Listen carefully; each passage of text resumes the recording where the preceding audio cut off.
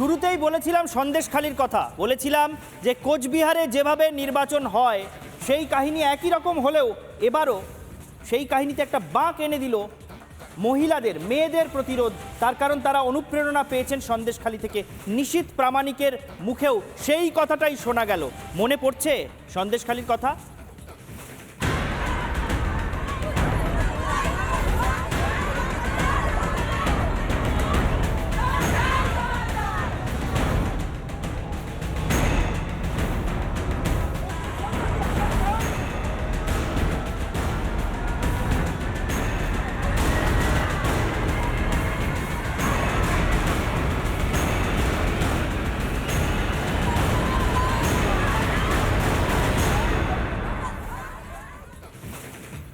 ছবিগুলো প্রত্যেকটাই আপনাদের পরিচিত। মনে পড়ছে তো সন্দেশখালির সেই অপ্রতিরোধ্য আন্দোলন? এখনও টাটকা সেই স্মৃতি, এখনও মুছে যায়নি। কারণ সন্দেশখালিতে ন্যায়ের দাবিতে, বিচারের দাবিতে, শেখ শাহজাহান এবং তার দলবলের দৃষ্টান্তমূলক শাস্তির দাবিতে আন্দোলন এখনও চলছে। যতক্ষণ না ওই শাস্তি নিশ্চিত হবে ততক্ষণ পর্যন্ত সন্দেশখালি নিশ্চিন্তে রাতে ঘুমোতে যাবে না। সেই শপথ, সেই অঙ্গীকার সন্দেশখালির মেয়েরা বারবার গোটা পৃথিবীর সামনে শুনিয়ে দিয়েছেন।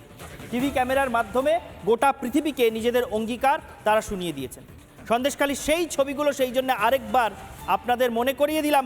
আর আরও একবার এই ছবিগুলো ওই উদয়ন গুহদেরও দেখাতে চাইলাম, যারা বোধহয় ভুলে যাচ্ছেন যে মেয়েরা রাস্তায় নেমে এলে, মেয়েরা সামনের সারিতে এসে প্রতিরোধ শুরু করলে লাগাতার হিংসার মাধ্যমে গণতন্ত্রকে লুট করে যাওয়ার পরম্পরার যে কাহিনী, সেই কাহিনীও নতুন বাঁক নিয়ে নেয়। যে বাঁকটা আজকে নিল সন্দেশখালির সেই ছবিগুলো মনে করুন। সন্দেশখালি এই মুহূর্তে স্ক্রিনে দেখতেও পাচ্ছেন সেই ছবি। মহিলারা যেভাবে বাঁশ, লাঠি, সোঁটা হাতে নিয়ে রাস্তায় নেমেছিলেন, তাতে তৃণমূলের গুন্ডারা, রাজ্যের শাসকের আশ্রিত দুষ্কৃতীরা এলাকার দখল নিতে গিয়েও এলাকা ছেড়ে পালাতে বাধ্য হয়েছিল।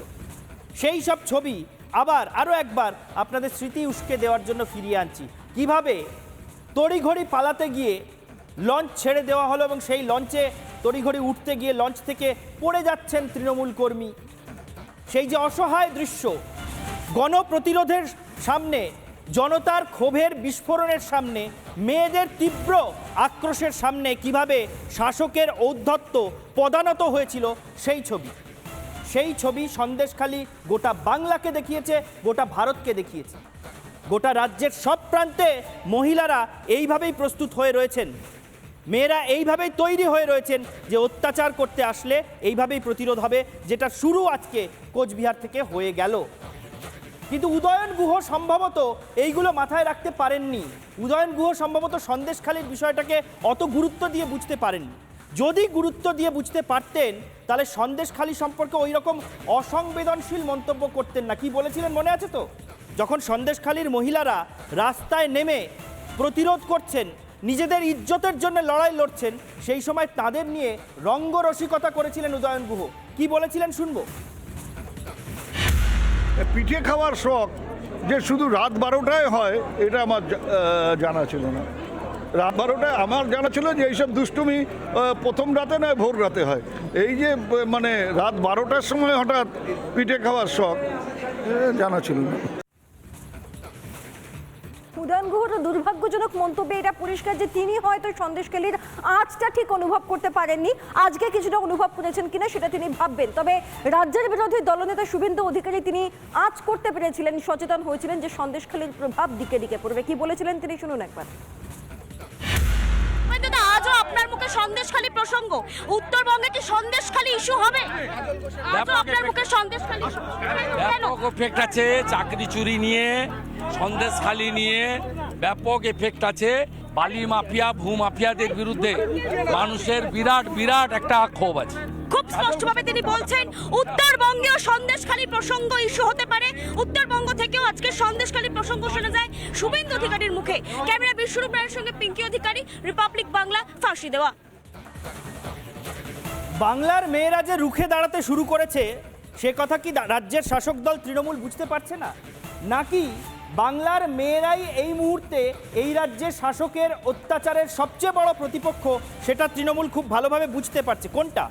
না হলে আজকে নাটাবাড়িতে আবার আরেকজন মহিলা, তাকে কেন ছুরিকাঘাত করা হলো সেই ছবিও উঠে এসেছে এবং তিনি কি বলছেন সেটা একবার দেখুন।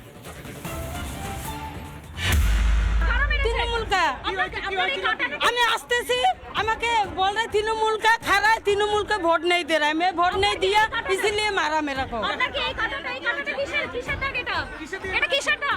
এটা চাকু से मारा, চাকু দিয়ে মেরেছে হ্যাঁ আপনাকে? চাকু से মারছে আমাকে।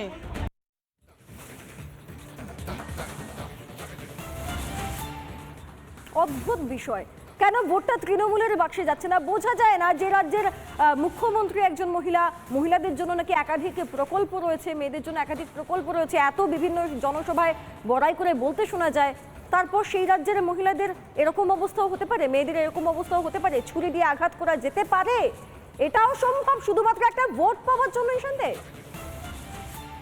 সৃজিতা, সম্ভবত এরা এখনো বুঝতে পারছেন না যে সন্দেশখালির ঘটনা কোনো বিচ্ছিন্ন ঘটনা নন। বুঝতে পারা তাদের পক্ষে একটু কঠিন, তার কারণ তাদের নেত্রী সব জায়গায় বলে বেড়াচ্ছেন বা বোঝানোর চেষ্টা করছেন সন্দেশখালির ঘটনা নাকি সাজানো গোছানো। নেত্রী এই কথা বললে তখন কর্মীদেরও মনে হয় সত্যি সাজানো ঘটনা ছিল, ওটা একটা বিচ্ছিন্ন ঘটনা। কিন্তু আসলে সন্দেশখালি যে পথ দেখিয়েছে এবং গোটা বাংলার মেয়েরা সেই পথেই যে এবার হাঁটবে অত্যাচারের বিরুদ্ধে, সেটা বুঝে নিতে যত দেরি তৃণমূলের হবে বিপদ ততই বাড়বে। বাংলার প্রাইম টাইম আজকের মতো শেষ করছি এখানেই। দেখতে থাকুন রিপাবলিক বাংলা।